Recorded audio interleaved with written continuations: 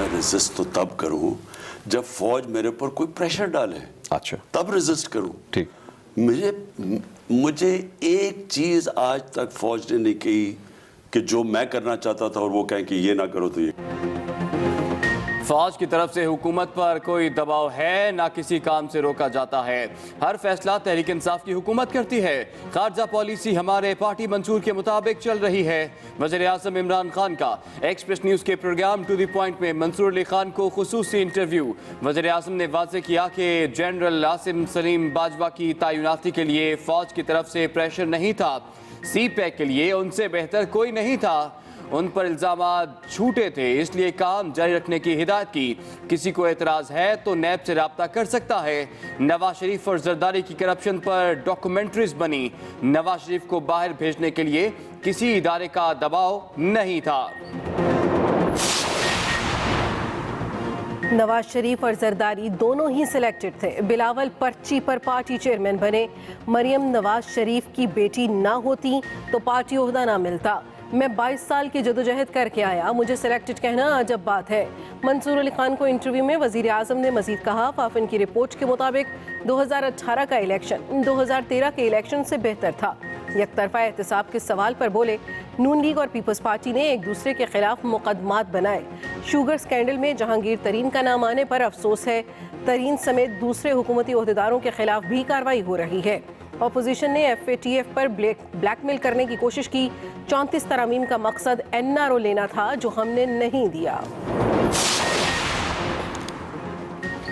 5 साल में 1 करोड़ से जायद नौकरियां और 50 लाख से जायद घर देंगे। वादा 2 साल में पूरा होने की बात नहीं की थी। वज़ीर आज़म इमरान खान का वज़ीर आला पंजाब पर भरपूर एतमाद का इजहार। कहते हैं 5 साल पूरे होने पर उस्मान बुज़दार नंबर 1 वज़ीर आला होंगे। वज़रा की कारकर्दगी खुद चेक करता हूँ।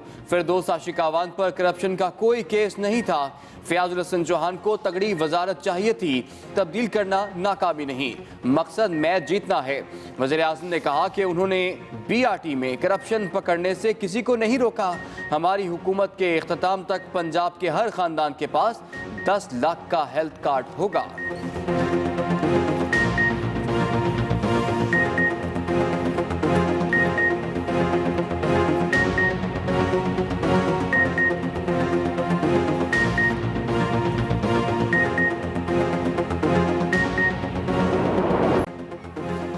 मुल्तान में अपोजिशन के जलसे से पहले इंतजामिया और PTM कारकुनों में मैच पड़ गया। इंतजामिया ने रुकावटें खड़ी की तो अपोजिशन के कारकुनों ने रुकावटें हटा दी।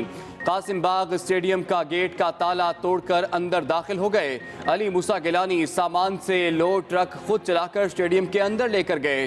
किला कोहना कासिम बाग में खुदाई करवा दी गई। कारकुनों ने 2000 बिस्तरों का इंतजाम कर लिया। रात स्टेडियम में गुजारेंगे। स्टेडियम के अतराफ में पुलिस की भारी नफरी मौजूद। अब्दुल कादिर गिलानी का कहना है कि हम सबको गिरफ्तार कर लें फिर भी जलसा होगा।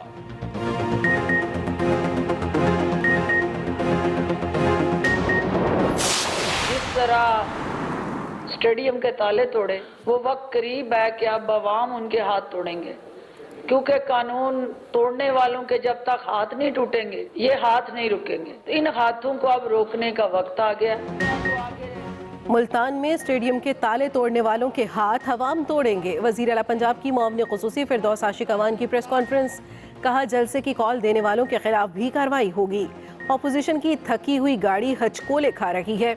2 बच्चे अब्बू बचाओ मुहिम के लिए गांव के बच्चों को ईंधन बनाना चाहते हैं। अपने लिए VIP SOPs कौम के बच्चों को कोरोना में झोंक रहे हैं। फिरदौस आशिक ने कहा कि पंजाब हुकूमत लाहौर में PDM का जलसा नहीं होने देगी। अदालतों के फैसलों पर अमल दरामद कराएंगे।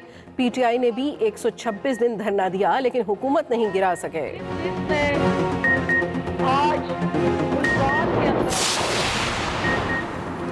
हुकूमत मुल्तान में जयालों के खिलाफ क्रैकडाउन करना चाहती है। अगर जयालों को कोई तकलीफ हुई तो मुल्क के कोने कोने में एहतजाज होगा।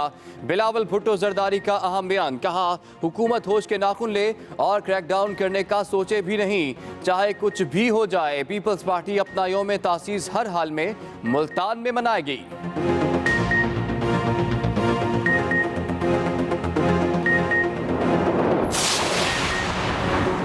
अवाम के मुसरशुदा और करप्शन में डूबे हुए लोग मुल्तान में क्या कर रहे हैं? वफाकी वज़ीर इत्तला सेनेटर शिबली फराज का ट्वीट, लिखा इन लोगों की आग लगाने वाली मनफी जहनियत बेनकाब हो चुकी है। अपनी लूट मार की दौलत बचाने के लिए ये गरीब आवाम की जिंदगियों को खतरे में डालने पर तुले हुए हैं। मुआवनी खुसूसी शहबाज गिल का कहना है, पेशावर जलसे के बाद 11 रुकनी करप्ट लीग को अपनी अवामी हैसियत का पता चल चुका है।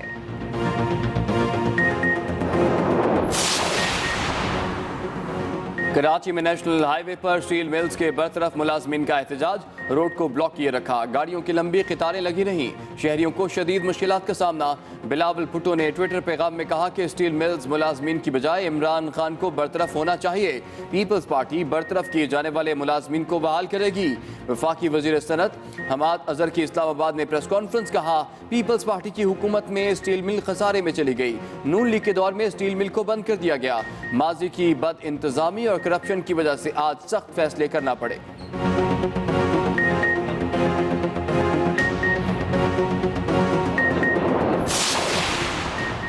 शरीफ बरादरान की वालिदा बेगम शमीम अख्तर को जाती उम्रा में मियाँ शरीफ के पहलू में सपुर्द खाक कर दिया गया। नमाज जनाजा में सियासी रहनुमाओं और शहरियों की बड़ी तादाद में शिरकत। PDM के सरबराह मौलाना फजलुर रहमान की जाती उम्रा आमद, मरियम नवाज से बेगम शमीम की वफात पर ताज़ियत की। वज़ीर-ए-आला पंजाब उस्मान बुज़दार की अपोजिशन पर तनकीद, कहा PDM मुस्तरदशुदा अनासर का एक कट है, ये टोला महज इक़्तिदार के लिए तड़प रहा है। वज़ीर-ए-आला पंजाब से मुंतखब नुमाइंदों की मुलाकात, हलकों के मसाइल से आगाह किया। वज़ीर-ए-आला पंजाब ने नया पाकिस्तान मंजिलें आसान प्रोग्राम के दूसरे मरहले में 14 अरब रुपए से दही इलाकों में कारपेटेड सड़कें बनाने का ऐलान भी कर दिया।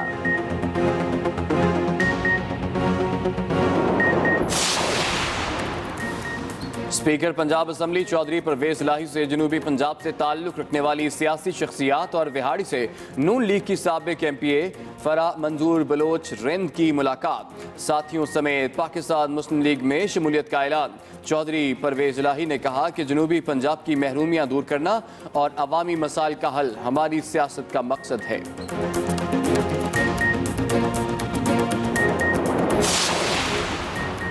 न्यूजीलैंड में एक और पाकिस्तानी क्रिकेटर का कोरोना टेस्ट पॉजिटिव आ गया, मुतासर अरकान की तादाद 7 हो गई।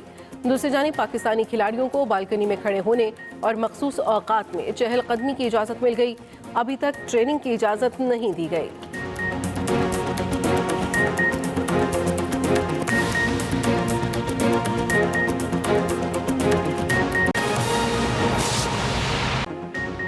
अभी आगाज में आपको बताएं कि वज़ीर-ए-आज़म इमरान खान ने कहा है कि फौज की तरफ से हुकूमत पर कोई दबाव है, ना किसी काम से रोका जाता है।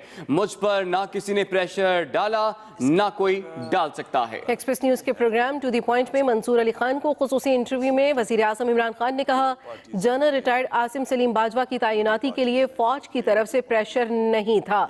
आसिम बाजवा पर महज इल्जामात थे, इसलिए काम जारी रखने की हिदायत की। नवाज शरीफ को बाहर भेजने के लिए किसी इदारे का दबाव नहीं था। नवाज शरीफ और जरदारी दोनों ही सिलेक्टेड थे। नवाज शरीफ को बाहर भेजने के लिए किसी इदारे का दबाव नहीं था, ये कहना था वज़ीर-ए-आज़म इमरान खान का। अपनी पार्टी बना के